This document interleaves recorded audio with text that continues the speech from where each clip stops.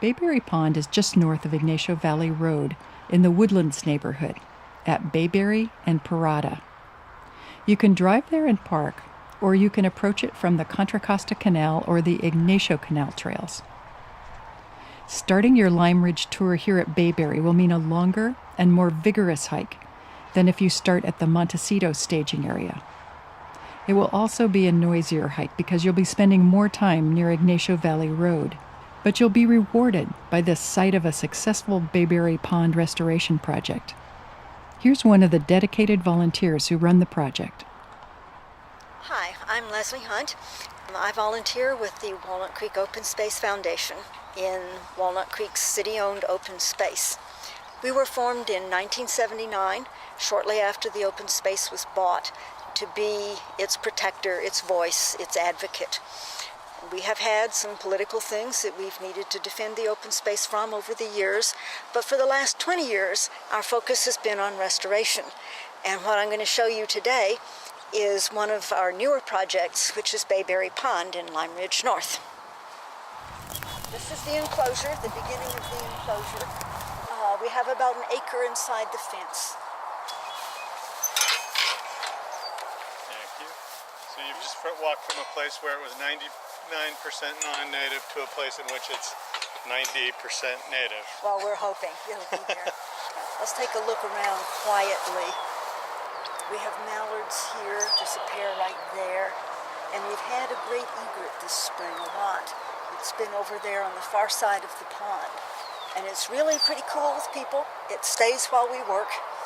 We have no fish in this pond for it to eat because the pond dries up every year by design, so it has to be eating insects and small rodents off this hillside. But the pickings apparently have been good because it's been with us for quite a bit of this spring. City bought the land from Newhall Land and Mining Company. So it appears that the open space staff, city staff, created this pond, put the fence around it, planted the large cottonwood over there and the 3 willows behind it. And then they walked off and left it. In 2006, we came in and we started planting oak trees. And we did that for 2 or 3 years. But in 2008, we conceived the idea of scooping out this pond. It had silted up a lot because of runoff problems on Ignacio Valley Road, and deepening it with the hope that red-legged frogs would come and live here. We haven't seen any yet, but we know they're on the way, and we're hoping they find us. We came out here in October of 2008. The place was bone dry. It was full of weeds, totally unpromising. But as we cleared off the worst of the weeds and we looked around, we realized that really things were not that bad. Not only did we have the 4 trees that were of a reasonable size, but we had a couple of coyote brushes, which are a very good habitat plant, and we had quite a bunch of native grass. And we found a couple of species of flowers. So we had a base and some aquatic stuff.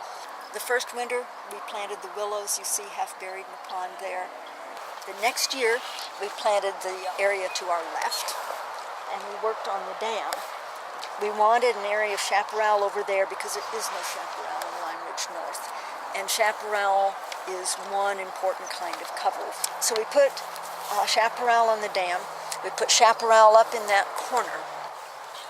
We were very pleased that first winter. The frogs and the toads arrived. And they bred in our brand new pond where the vegetation had all been wiped out of the bottom, but they bred in it anyway. We were on our way. There was something living in our new pond. Lime Ridge is rich botanically. If the species existed here, then we used the seeds from right here at Bayberry. If we didn't have what we needed, then we went to Lime Ridge South and we got it. There's nothing here that didn't come from Lime Ridge, so it's all local genetic material. We haven't mixed it, and we won't. There's always a choice when you do a pond. If you have a year-round pond, then you're very likely to get bullfrogs in it. Bullfrogs are not native here. They are voracious. They eat the natives, particularly fond of redlegs, I think. So we chose not to have a perennial pond so that we wouldn't have to fight the bullfrogs. And the choice we made really was to try to encourage red-legged frogs here. There's a possibility there are tiger salamanders in the area. We haven't seen any here yet, but they are close, and they could move in, and we'd be happy to see them. We'd be happy to see turtles. If Alameda whipsnakes wanted to migrate across Ignacio from the other side, we'd be happy to see them. We do have a resident rattlesnake, a pretty big guy, a 3-footer, but he's pretty mellow. We've also seen a yearling rattlesnake, and last year we saw one 14 inches. And every year, some new species comes back and tells us that we're doing the right thing because it's here now, and it stays for long enough that we know, that it's living here. And that's really, it's one of the great pleasures of all the reasons there are to do this sort of thing. I mean, it looks nice, but when the animals come back, that's really it.